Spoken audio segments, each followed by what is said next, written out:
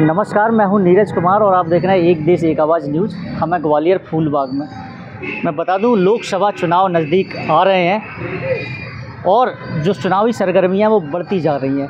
यहां भाजपा ने अपना प्रत्याशी घोषित कर दिया है, भारत सिंह कुशवाहा, जो कि पूर्व मंत्री भी रहे हैं। मैं बता दूं, हमारे साथ हैं इंजीनियर महेंद्र सिंह पाल जी और ओबीसी महासभा से राष्ट्रीय सचिव हैं। हम इनसे बातचीत करेंगे और जानेंगे इन चुनावों में क्या खास है। और जहां मोदी जी 400 पार का आंकड़ा दे रही है, भाजपा 400 पार का आंकड़ा दे रही है, क्या इस बार भी भाजपा जो पूरी तरीके से आप जो बहुमत में रहेगी या फिर कुछ परिवर्तन भी इसमें हो सकता है? महेंद्र जी, बहुत बहुत स्वागत है आपका।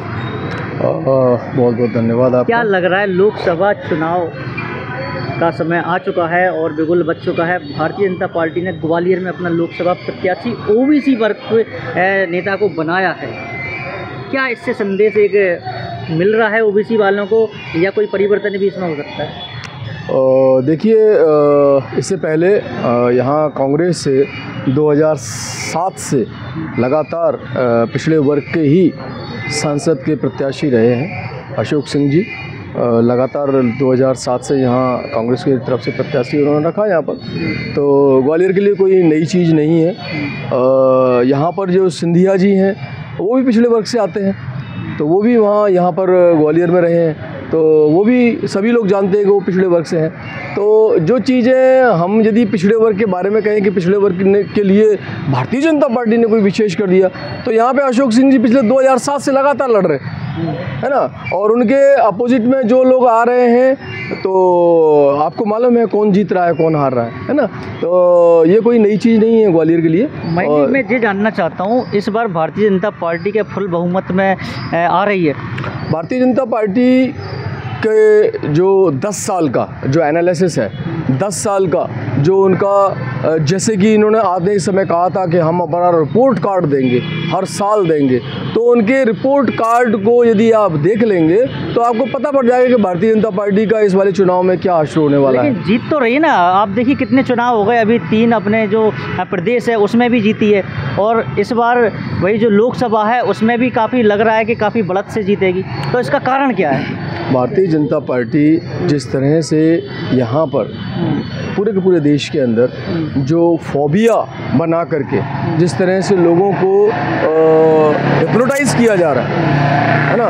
हमारे प्रधानमंत्री जी कह भी चुके हैं कि मैं बहुत बड़ा जादूगर हूँ, है ना। अभी उन्होंने चुनाव के पहले बोला था कि 7 तारीख को जब परिणाम आएंगे तो छू मंतर हो जाएगा।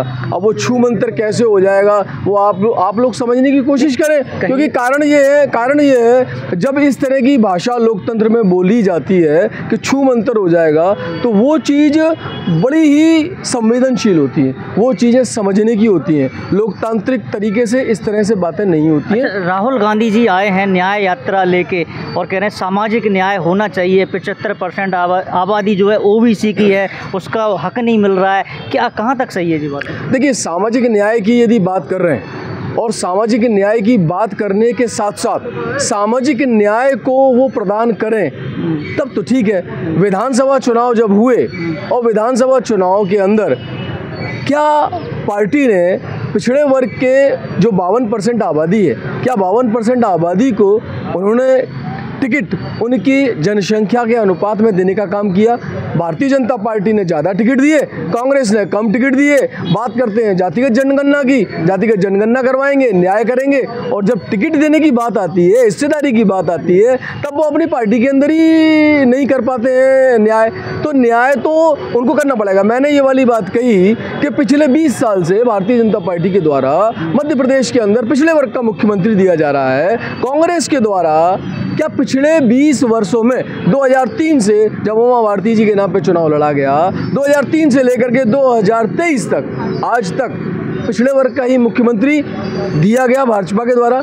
क्या कांग्रेस के द्वारा कहीं पिछड़े वर्ग के मुख्यमंत्री का नाम कहीं आपने सुना है?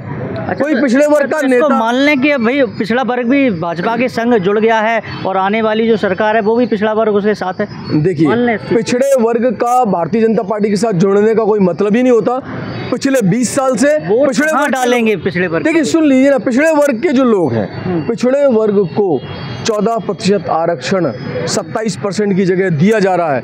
10% आरक्षण EWS के नाम पर वो तो दिया जा सकता है, लेकिन 27% में से 14%, 27% में कटौती करके 14% करने वाला काम कौन कर रहा है? भारतीय जनता पार्टी। अभी कोर्ट ने बोला कि हमने ये नहीं कहा कि आप है ना कि इसमें पोस्टों में कमी कर दीजिए, बोला ना अभी कोर्ट ने ये वाली बात को क्लियर किया कि हमने इस तरह का नहीं किया कि MPPSC में आप किसी तरह का आप पोस्टों को होल्ड करके रखिए, हमारी तरफ से ये नहीं है ना। तो ये किसकी तरफ से था? ये भारतीय जनता पार्टी की सरकार की तरफ से था, जिन्होंने पिछड़े वर्ग के लोगों को उच्च अधिकारी बनने से रोका है। अच्छा, किसकी तरफ पिछड़ा वर्ग जा रहा है? आप एक देखिए सामाजिक कार्यकर्ता भी हैं, OBC से भी हैं, क्या लग रहा है पिछड़ा वर्ग का मुख्यमंत्री भी है और टिकट भी पिछड़ा वर्ग में देने में रुचि भाजपा दिखा रही है, क्या लग रहा है पिछड़ा वर्ग फिर से सरकार बनाएगा? भारतीय जनता पार्टी की नियत सबको मालूम है। अच्छा, भारतीय जनता पार्टी ने जिस तरह से 10% रिजर्वेशन देने में जो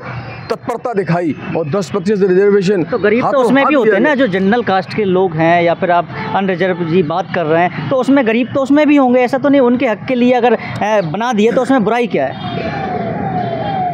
जो आपने बोला कि बुराई कुछ नहीं है, तो पिछड़े वर्ग के लोगों को उनका 54% आरक्षण देने में बुराई क्या है, वो मेरे को आप बता दो। पिछड़े वर्ग का ही कटौती क्यों? पिछड़ा वर्ग या तो जनता को समझा नहीं पा रहा है इस चीज को, फिर भी भाजपा दोबारा जीत के आ रही है पिछड़े वर्ग की। मेरा सिर्फ ये कहना है कि SC वाले अपना ले लें, ST वाले अपना ले लें, कोई दिक्कत नहीं है, जनरल वाले अपना ले लें, OBC में से ही कटौती क्यों? और 50% का पे जो बार लगा हुआ है कि 50% की आप 50% में कोई हस्तक्षेप नहीं करेगा। क्यों भाई 50% में हस्तक्षेप क्यों नहीं करेगा?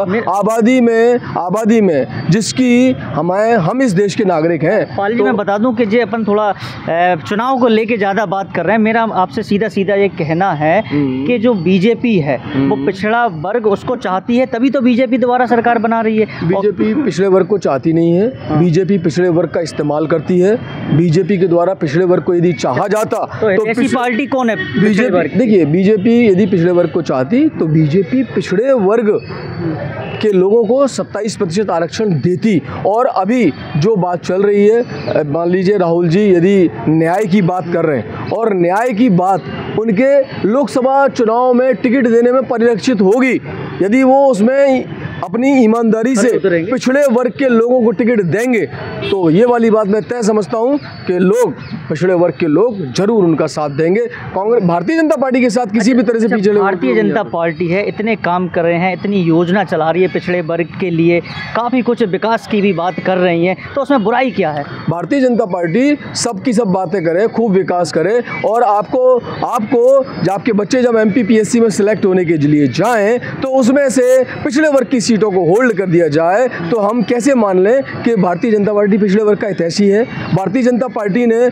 जो मध्य प्रदेश लेवल पे जो सबसे उच्च पोस्टें होती हैं, जिसमें आदमी DSP डिप्टी कलेक्टर बनता है, क्या उस वाले लेवल पे जाने के लिए भारतीय जनता पार्टी पिछड़े वर्ग के लोगों के लिए दरवाजे खुला रखना चाहती है? भारतीय जनता पार्टी पिछड़े वर्ग के लोगों के लिए दरवाजे बंद कर देना चाहती है। और यही कारण है कि पिछड़े वर्ग के लोग उपेक्षित हैं। पिछड़े वर्ग के लोगों ने पिछले 20 सालों में जो अन्याय सहा है भारतीय जनता पार्टी के द्वारा, वो एक अलग बात है कि भारतीय जनता पार्टी के द्वारा जिस तरह के मुद्दे रखे जाते हैं और जिस तरह से लोगों को बेवकूफ़ बनाने क्या लग रहा है, मोदी जी भी OBC वर्ग से बताते हैं अपने आप को, और मुख्यमंत्री जी हैं डॉक्टर मोहन यादव जी, वो भी OBC वर्ग से आते हैं, और कहीं ना कहीं कई ऐसे चेहरे भारतीय जनता पार्टी के पास हैं OBC के, जो बढ़ चढ़ के उसमें बोल रहे हैं ये चीज़ कि भारतीय जनता पार्टी दोबारा आ रही है और आएगी भाई, क्योंकि पिछड़ा वर्ग भी तो उसका साथ दे रहा है।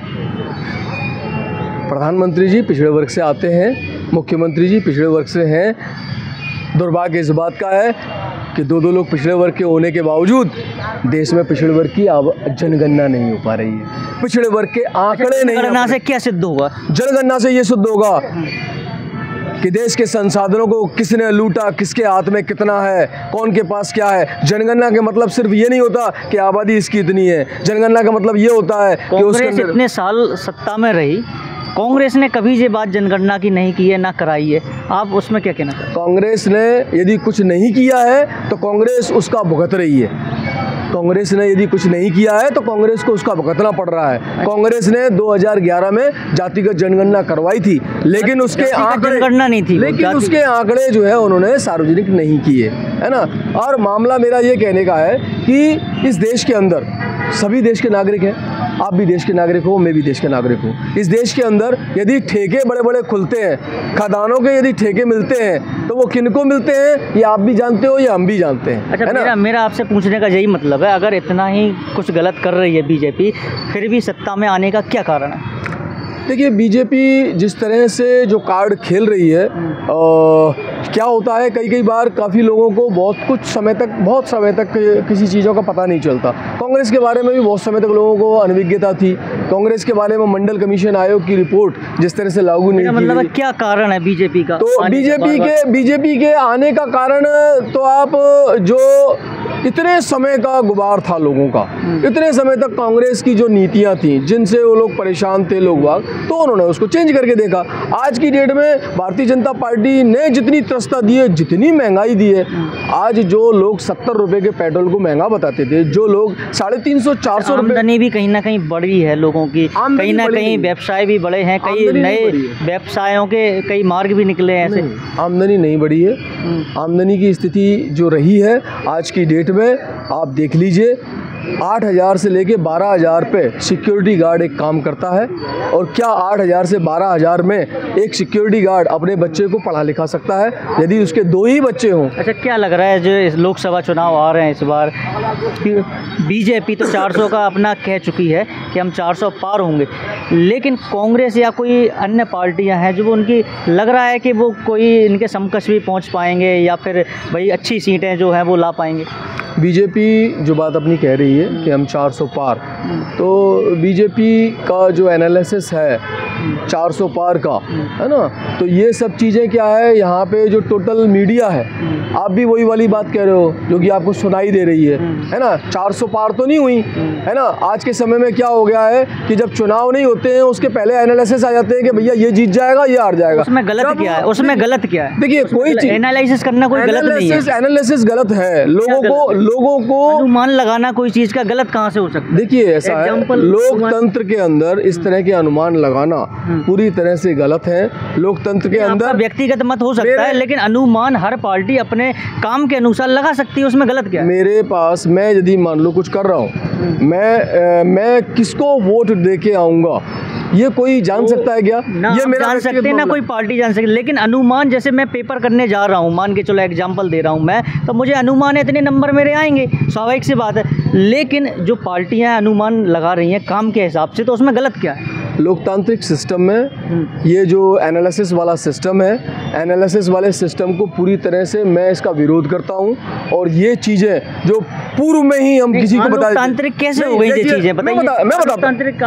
मैं आपको बताता हूँ। आपको अभी एक ज्योतिष बताएगा कि आपका भाग्य ऐसा है, तो एस्ट्रोलॉजर होते हैं, उसमें गलत क्या है? मेरी बात अनुमान है, आप मानो ना मानो, अनुमान लगाते हैं। नहीं, देखिए, ऐसा होता है कि ज्योतिष विद्या को बहुत सारे लोग मानते हैं, लेकिन ज्योतिष विद्या नहीं मानते होंगे, अलग बात है, लेकिन जो मानते हैं उनके लिए सही है। पूर्वानुमान किसी चीज का नहीं लगाया जा सकता, अगले पल का किसी को पता नहीं है। व्यक्तिगत राय हो सकती है। मेरा मतलब इतना है कि अगर बीजेपी अच्छा काम नहीं कर रही है, पिछड़ों के हित की बात नहीं कर रही है, उसके बावजूद भी सत्ता में आ रही है, इसका एक लाइन में मुझे जवाब दे दीजिए। इसका एक लाइन में जवाब यही है, ये पूंजीपतियों वाला सिस्टम है, पूंजीवाद चल रहा है, टोटल पूंजीपतियों के अंडर में पूरा का पूरा सिस्टम है। इस देश के अंदर ना तो अभी मीडिया कुछ खुल के बोल पा रहा है, कोई भी सिस्टम, ना तो यहाँ पे हमारा यहाँ पे आप चुनाव आयोग को देख लीजिए ना, चुनाव आयोग की क्या स्थिति है। चुनाव आयोग जिस तरह का जो उनका जो सिस्टम चल रहा है, मेरे को तो नहीं लगता कोई एक। अच्छा, ईवीएम भी कहीं ना कहीं ऐसा मुद्दा बनाया है ईवीएम का,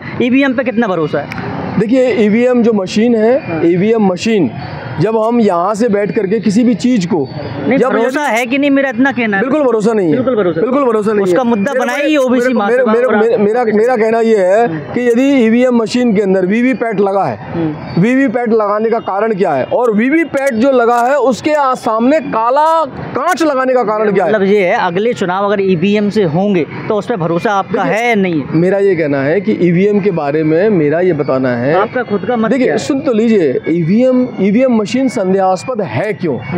ईवीएम मशीन जो के साथ वीवीपैट सुप्रीम कोर्ट के कहने पे लगा, और सुप्रीम कोर्ट के कहने पे इसलिए लगा कि भाई यदि ईवीएम मशीन में कोई गड़बड़ी है तो उसके अंदर वीवीपैट के माध्यम से पर्चियों की गिनती होगी। अब वीवीपैट जब लग गया, ठीक है, अच्छी बात है, उसके सामने आपने काला कांच क्यों लगाया? आप उसको पारदर्शी कांच क्यों नहीं लगाते?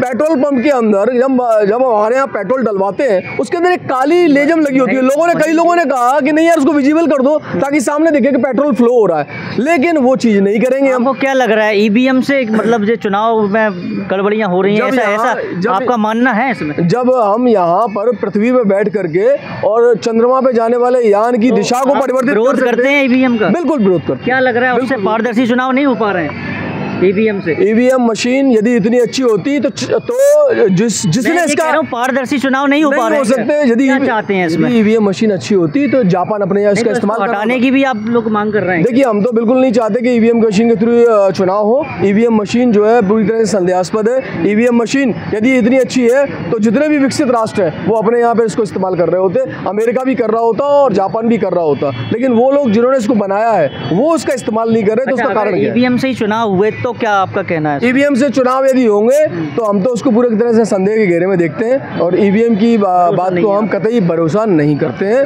क्योंकि ये लोकतांत्रिक सिस्टम में जब बहुत सारे लोग किसी चीज़ का विरोध कर रहे हैं, बहुत सारे लोग उसको गलत दृष्टि से देख रहे हैं, तो उसको लोकतंत्र में मानना चाहिए। ये लोकतांत्रिक व्यवस्था है। ठीक। आप देख सकते हैं मेरे साथ समाज सेवी और ओबीसी महासभा के राष्ट्रीय सचिव इंजीनियर महेंद्र पाल जी मौजूद थे, और आपने सुनी इनकी जो व्यक्तिगत जो अपना कहना है। एक लोकसभा चुनाव पे हम लोग एक बात, उससे बाद एक ख़ास बातचीत का एक दौर था, और ऐसे ही हम आगे भी आपसे और चर्चाओं का दौर जारी रखेंगे। धन्यवाद। आप देखते रहें एक देश एक आवाज़ न्यूज़।